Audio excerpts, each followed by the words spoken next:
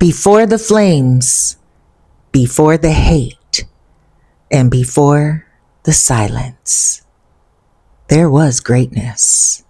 A place where Black men and Black women owned banks, newspapers, grocery stores, theaters, and even airplanes. This is Innocence Stolen. Subscribe, stay till the end, and hit like.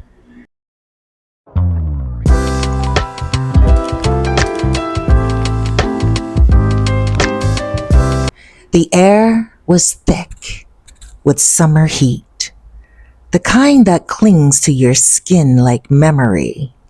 It was 1919 in Greenwood, Tulsa's Black paradise. Children's laughter echoed down the red dirt roads as they raced barefoot from mom and pop storefronts and elegant homes with wraparound porches. The scent of sweetbread from the Black-owned bakery mingled with the magnolia blossoms in the air. Men in crisp suits and women in silk dresses strolled proudly down Greenwood Avenue, tipping hats and nodding with grace. A barber swept his shop steps. A teacher locked up the schoolhouse with chalk still on her hands. The dollar passed from one Black hand to another, again and again, before it even left the block. This wasn't just a neighborhood. It was a nation within a nation, a testament to what Black people could build without help, without apology, and without fear, until fear came looking for them. This was not a dream. It was Greenwood, Tulsa, Oklahoma, known as Black Wall Street, and in 1921, it was burned to the ground. Welcome to Innocence Stolen, where we honor the truth of Black excellence and reclaim the stories they tried to erase. What was Black Wall Street? Many people ask. First, let's talk about where it was located. It was located in the Greenwood district of Tulsa, Oklahoma, home to over 600 Black-owned businesses, including doctors, lawyers, realtors, movie theaters, grocery stores, barber shops, schools, libraries, newspapers, Black-owned airplanes, and luxury vehicles. It was the early 1900s, and Tulsa was the place to be. Tulsa is in northeastern Oklahoma, in a region known as Green Country because of its lush rolling hills and fertile land. The land is a mix of prairie, forested hills, and rivers, ideal for agriculture, oil drilling, and building towns. The Arkansas River runs through Tulsa, which made it a vital area for trade and transportation in the early 1900s. The land was rich in oil, which sparked an economic boom. In fact, Tulsa was called the oil capital of the world in the 1920s, and many Black residents in Greenwood benefited from jobs in oil and land leases. The climate was humid, subtropical. The summers were hot, with temperatures reaching to high 80s to hundreds Fahrenheit. June through August could be oppressively warm, but good for growing crops like corn, cotton, and vegetables. The winters were mild to cold. Not a lot of heavy snow. Average winter temperatures ranged from the mid-30s to 50s Fahrenheit. The spring and fall, generally pleasant, with wildflowers in bloom and vibrant fall colors in the trees. A lot of storms.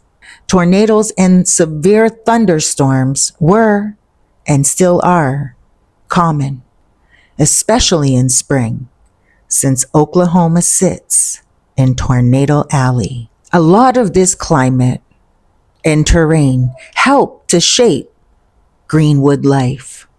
The warm climate and fertile soil allowed for home gardens, fresh markets, and open air community events.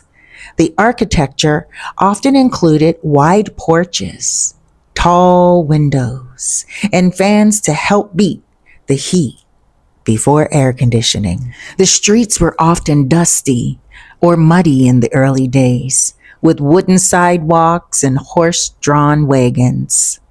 Residents wore light but formal clothing, especially for church and business. Black excellence was always present in appearance and pride. This is how Black Wall Street originated. It was founded by visionary Black entrepreneurs after emancipation. O.W. Gurley, a wealthy Black landowner, was one of the pioneers who bought land and only sold to other Black people. Self-sufficient economy circulating Black dollars within the community started to boom until the tragedy of the 1921 Tulsa Race Massacre. This massacre was fueled and sparked by false accusations against a Black teenager.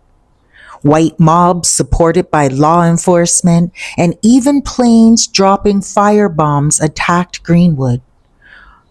Over 1,200 homes destroyed. Over 300 Black residents killed. Many buried in mass graves. No reparations given for decades. In 1921, tensions were already high in Tulsa, Oklahoma, a segregated city where the Black community in the Greenwood district had built a thriving economy known as Black Wall Street.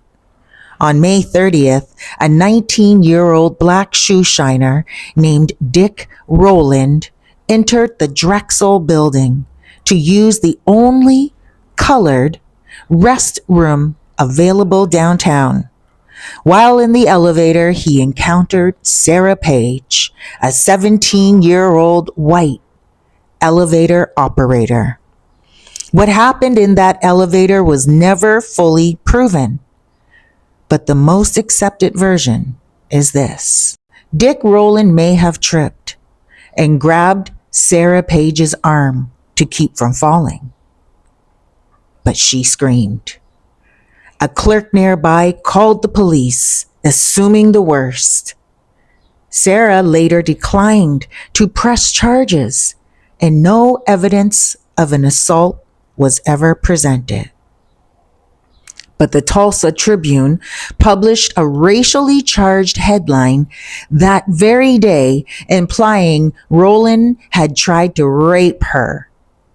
This was intentionally inflammatory, and it lit the fuse.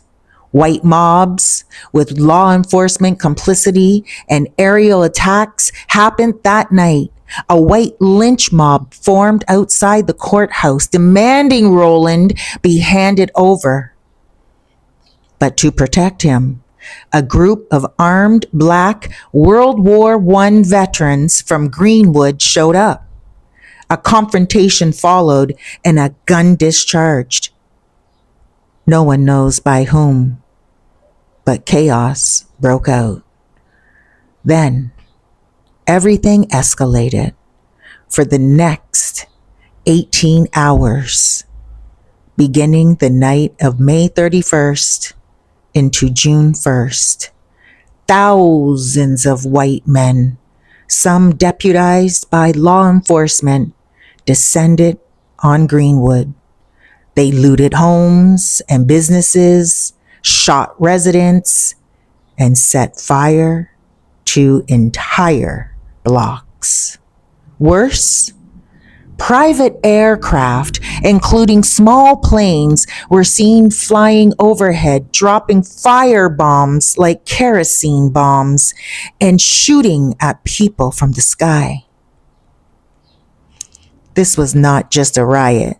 It was an organized racial massacre with air and ground attacks carried out openly while officials stood by or participated. Yes, again, over 1,200 Black homes and dozens of businesses destroyed by the time the fire stopped and the smoke cleared. Over 35 blocks of Greenwood were burned to the ground. Churches, schools, libraries, hospitals, hotels, and shops were reduced to ashes. This was the wealthiest Black community in America, and it was gone overnight. Official counts initially reported only 36 deaths, but survivor accounts, along with mass grave investigations in recent years, reveal that the real number is likely 300 or more. Some bodies were dumped into rivers, burned in piles, buried in secret mass graves that remained hidden for over a century. To this day, some of those mass graves are still being investigated and exhumed as part of Tulsa's attempt to face the past. Were there reparations? None. No reparations were given for decades. The survivors? They were rounded up and placed in internment camps under armed guard, and they were forced to carry passes to leave the camps. This is unbelievable. They went from living in luxury to living in camps and needing passes to leave the grounds like slaves once again. After living in their own comfort, this was not any normal riot. Despite insurance claims from Black residents, nobody was given assistance to rebuild at all. And business owners, most were denied because their policies excluded damages from riots. There were no charges filed, no criminal convictions, and no financial compensation. Survivors and descendants have asked for reparations for decades now.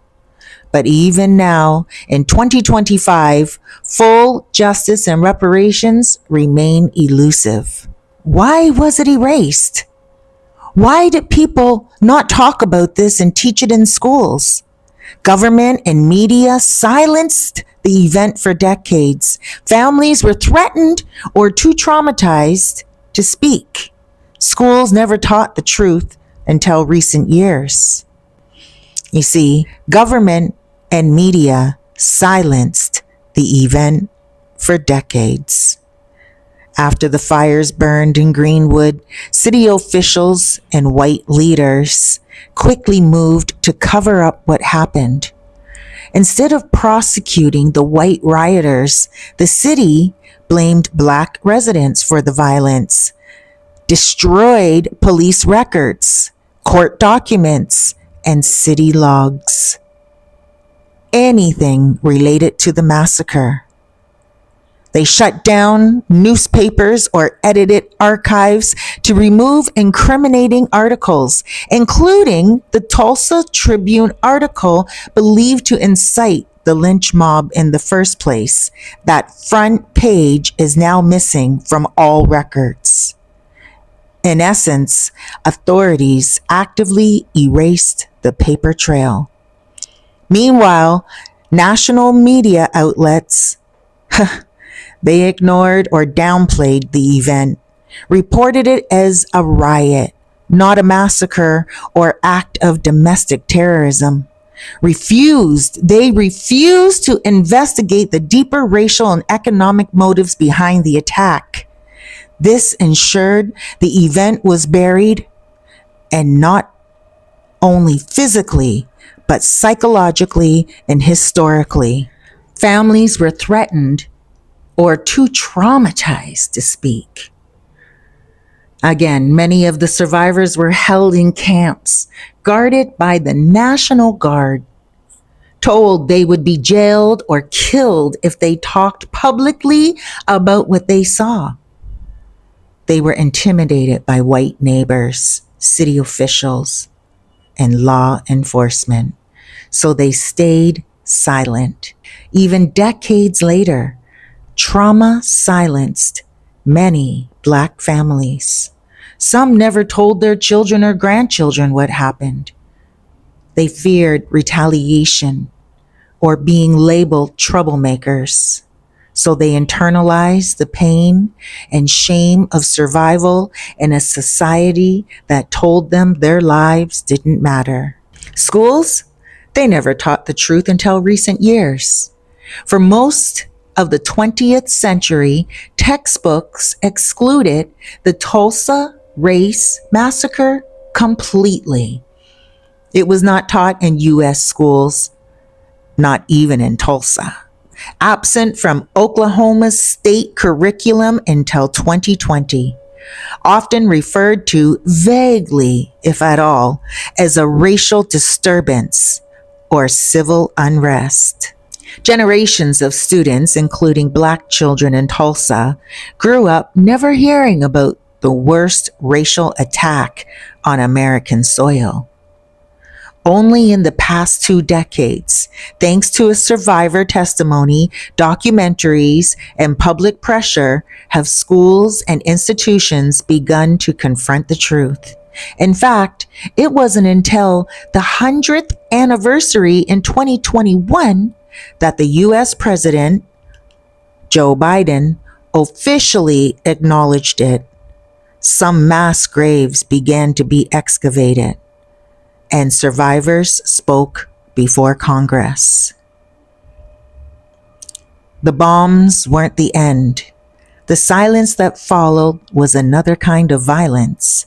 The government erased the records. The press buried the story. Families were too afraid or too broken to speak. And for nearly a century, the truth stayed buried, just like the bodies in those mass graves. This wasn't just a massacre. It was a memory stolen. Innocence stolen. The legacy today brings us to the survivors and the descendants that seek justice. The modern Black entrepreneurs are inspired by Greenwood's legacy. The resilience of the Black community continues because today, the survivors and the descendants, they still seek justice. There are still living survivors of the massacre. Elders who were children when their homes were burned and their families destroyed. In 2021, 3 of them, Viola Fletcher, age 107, Hughes Van Ellis, age 100, and Leslie Benningfield Randall, age 106, testified before the U.S. Congress. Did that give you goosebumps and chills? Let's read it again. Viola Fletcher, age 107. Hughes Van Ellis, age 100. And Leslie Benningfield Randall, age 106, testified before the U.S. Congress. That is Black excellence. The ages, the memory, and the ability to stand in front of Congress and speak truth and testify what happened to them as children, to their luxury home, to the Black Wall Street, to their family, and to what became their future. They described the terror of hiding while bullets flew and houses burned, and the loss of everything their families built, and the long silence that followed. To this day, no formal reparations have been granted by the city, state, or federal government. And this is in despite of lawsuits filed by descendants, despite of public support from civil rights organizations, despite massive economic losses documented by historians, up to 200 million in today's value. Tulsa has offered memorials, they've offered museums, and limited community development funds. But many feel this is symbolic at best. The demand is simple. Don't just remember us, repair us. Modern Black entrepreneurs are inspired by Greenwood's legacy. Again, why? Because the story of Black Wall Street just isn't a tragedy. It's a blueprint of Black excellence, innovation, and community wealth. Today, Black entrepreneurs, artists, community leaders, they look to Greenwood as a reminder of what's possible when Black people support each other economically. They see it as a symbol of independence where Black banks, hospitals, theaters, and schools thrived without white oversight. And they also see it as a warning about what happens when Black success threatens racist power structures, and why community protection and political awareness are vital. Movements like Buy Black, group economics, cooperative business ownership, Black tech, fashion, and media hubs all draw from Greenwood's spirit. Some have even started calling their business districts the New Greenwood, aiming to recreate what was lost. You see, the resilience of the Black community continues despite the horror, the silence, and the intergenerational trauma. Black America has shown unbreakable resilience. The massacre didn't kill the soul of Greenwood. Survivors rebuilt by hand with no help. New generations carry the memory. They speak the truth and demand recognition. Tulsa's Black artists, students, and historians now lead tours, teach classes, and film documentaries to keep the story alive. More broadly, the massacre's truth has inspired films and series like Watchmen on HBO and Lovecraft Country, which brought the massacre into popular culture. There's books and children's stories that educate young readers about Greenwood. There's podcasts, speeches, and university courses focused on racial truth and reconciliation. What they have tried to bury will now lift up. The stories, the strength, and the survival are no longer hidden. Greenwood's children are still rising. They tried to silence them. They burned their homes, stole their land, and tried to erase their legacy. But what they didn't and couldn't destroy was the spirit. Today, the descendants of Greenwood are rising, and Black Wall Street's fire is burning again, not in destruction, but in determination. Before the bombs fell, before the flames swallowed Greenwood, there was something extraordinary, a movement rising from the ashes of slavery, fueled by brilliance, unity, and unshakable pride. They called it Black Wall Street. How did the people, just one generation out of bondage, go from chains to planes, from picking cotton to piloting wealth, from just freed to the richest Black community in America? The answer? Land, legacy, love for each other. They built grocery stores, hotels, doctors' offices, theaters. They printed their own newspapers, drove their own cars, circulated their own money. They weren't just surviving, they were thriving. This wasn't a miracle. It was Black genius. Strategic, unstoppable, and self-made. But when wealth grew, fear of them growing too strong and too fast grew too. And the empire they built was burned in a night. This is Innocence Stolen. And today, we help to reclaim the truth about Tulsa and the legacy that they tried to erase.